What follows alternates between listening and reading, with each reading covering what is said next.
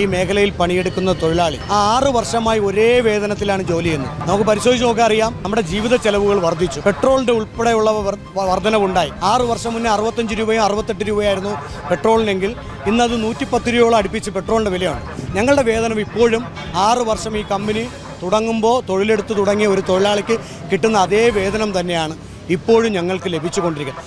അപകടം പറ്റി പരിക്കേൽക്കുകയോ മരണപ്പെടുകയോ ചെയ്താൽ പരിക്കേൽക്കുന്നവർക്ക് 2 ലക്ഷം രൂപയും മരണപ്പെടുന്നവരുടെ കുടുംബത്തിന് 10 ലക്ഷം രൂപയുമാണ് കമ്പനി പറയുന്നത്. അതിൽ നിന്ന് ഞങ്ങളുടെ വേതനത്തിൽ നിന്ന് ഒരു വിഹിതം അവർ പിടിക്കുന്നുമുണ്ട്. പക്ഷേ എന്നാൽ അത് കൊടുക്കാതിരിക്കാനുള്ള നടപടികളാണ് മാനേജ്മെൻറ്റ് ഭാഗത്തു നിന്നുണ്ടാകുന്നത്. അതായത് ആക്സിഡൻറ്റിൽപ്പെട്ട ഒരു തൊഴിലാളി മരണപ്പെട്ട് കഴിഞ്ഞാൽ അവൻ വർക്ക് ചെയ്യുന്ന അവൻ്റെ ആപ്പിനകത്ത് നിന്ന് അവൻ അതുവരെ ജോലി ചെയ്ത മുഴുവൻ ഡാറ്റയും എറേസ് ചെയ്തുകൊണ്ട് അവൻ 1 മാസത്തിന് മുന്നെയാണ് ജോലി ചെയ്തിരുന്നത്. അവർ പറയുന്ന ക്രൈറ്റീരിയ അനുസരിച്ച് മരണപ്പെടുന്ന 7 ദിവസത്തിനുള്ളിൽ വർക്ക് ചെയ്തിരിക്കണമെന്നുള്ളതാണ്.